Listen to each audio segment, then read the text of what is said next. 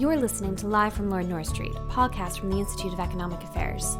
I'm Kate Andrews, Associate Director at the IEA, and today I'm joined by Dr. Steve Davies, our head historian here at the IEA, to talk about political realignments the day before the UK's election. Steve, thanks for joining me.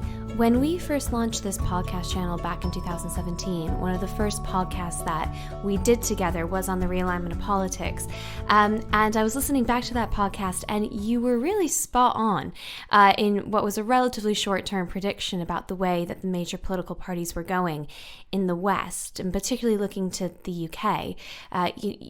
You predicted that the parties would be splitting down the middle on the Brexit issue, that we would see this lurch to the left in the Labour Party, we would see the fragmentation of people who would genuinely classify themselves as liberals, both in the Conservative and in the Labour Party. And you could argue that the Liberal Democrats have become that space for many people now.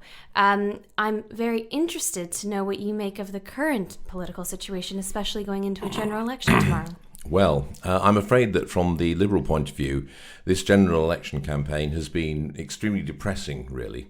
At the moment, I imagine that quite a lot of people on the political left, the socialist left in particular, are feeling a bit despondent, but actually they shouldn't be, because I think that if you look at the way the campaign has gone, the Labour Party's programme, whatever you think about it, has generally, been positively received, I think, by the public. The problems the party has are more to do with the personality of its leader and other issues than with the actual programme they're putting forward.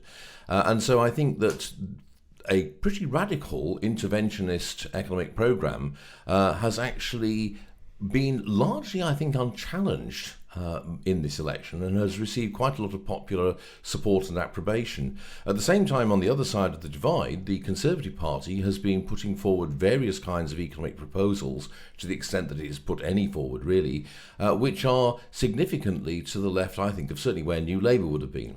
So we had Boris Johnson, for example, suggesting that a future Conservative government would use the commissioning and purchasing power of the state to promote and support identified British producers. Now, this is a proposal that Jeremy Corbyn put forward in exactly the same terms about a year ago on the Today programme, and at the time he was vigorously rubbished by the Conservative Party, and it's now being put forward as Conservative Party's policy, we believe.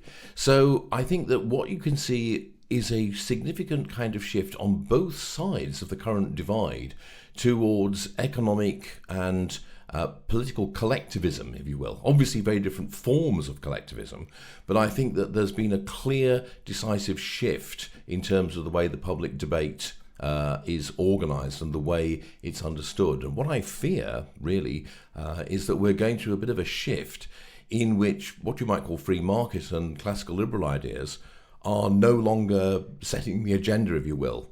We're moving into an era in which, in fact, it's going to be interventionist and statist economic ideas that are going to be setting the agenda, which people like you and I will have to respond to. If you want to use an American football analogy, the other team have got the ball, and I think for a while we're going to be playing in stopping them get first downs, forcing them to punt and hoping we can return the punt for a touchdown. There isn't really a classically liberal party in the UK right now, is there, Steve? Because I mentioned the Liberal Democrats have become a home for certain